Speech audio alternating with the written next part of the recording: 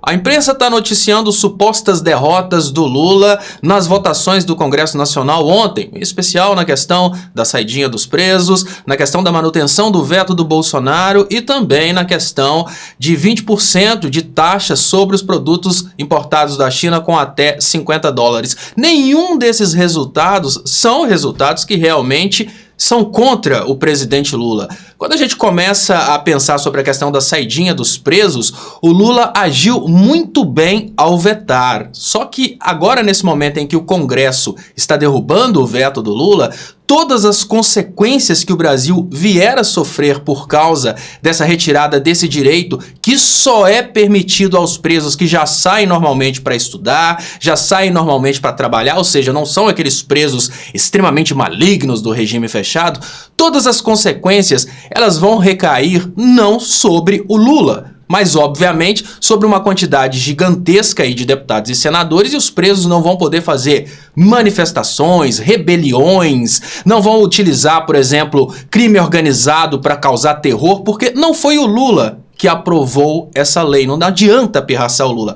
Então o Lula escapou de um grande problema e ganhou de presente uma coisa que de uma certa forma vai garantir um pouco mais essa questão da segurança. Ninguém mais vai poder falar que os presos estão cometendo crime nas saidinhas. Por quê? O que a direita fazia sempre? A direita pegava, colocava vídeos aleatórios de pessoas cometendo crimes nos dias das saidinhas e atribuíam isso à esquerda. Acabou.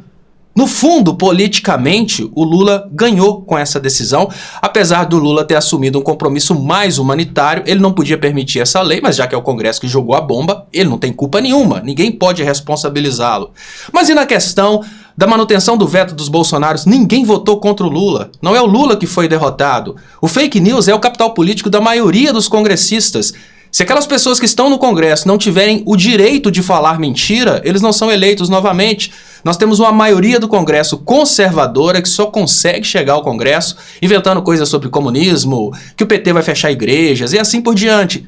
Eles votaram por eles votaram pelo direito deles de fazerem política com fake news, porque eles nunca apresentam resultados. Eles são eleitos, por exemplo, por uma população pobre, trabalham para os ruralistas, trabalham para os ricos, e na hora de fazer campanha, em vez de falar eu fiz isso por você, eu fiz aquilo por você, eles trabalham só com fake news contra a esquerda. Votem em mim para o comunismo não voltar para o Brasil.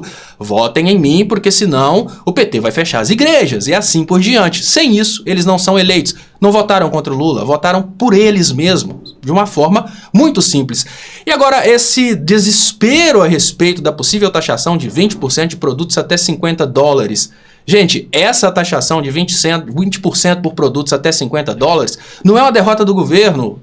É o que o governo queria. O Haddad já tinha implementado essa taxação, ela já está ocorrendo. O que o governo não queria seria uma taxação de 100% até produtos até $50. Me parece que o exato é 97, alguma coisa.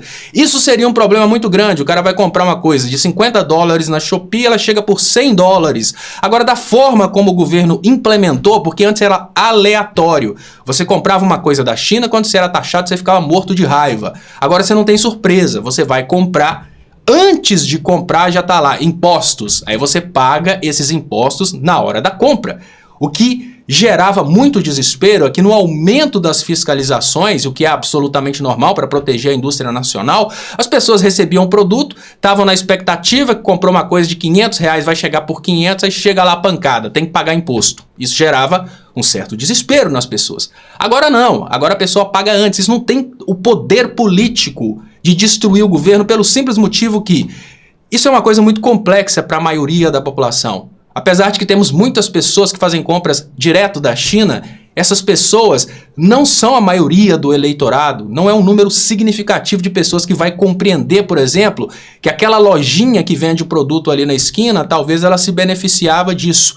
De qualquer maneira, indiferente de qual é a sua opinião a respeito dessa questão de taxação de produtos até $50, eu não vou aprofundar em economia.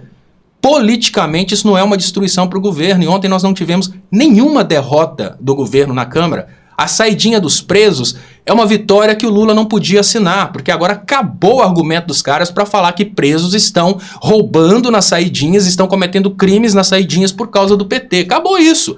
Também os presos não vão poder se rebelar contra o governo pelo simples motivo que não foi o Lula que sancionou a lei. Foi a Câmara que derrubou o veto do Lula. O Lula está livre das manifestações dos presos, o Lula está livre das rebeliões, e nessa questão da compra de 20% até $50, da mesma forma, agora, essa taxação, que é uma taxação que o governo queria, ele pode julgar em cima do Congresso e falar, olha gente, quem colocou essa taxação aí foi o Congresso, eu só posso obedecer. Então tudo foi vitória, se a gente olhar pelo lado político da coisa. Quando a gente olha pelo lado técnico, também foi vitória. Basta julgar a bomba em cima da Câmara. Muito obrigado e até mais.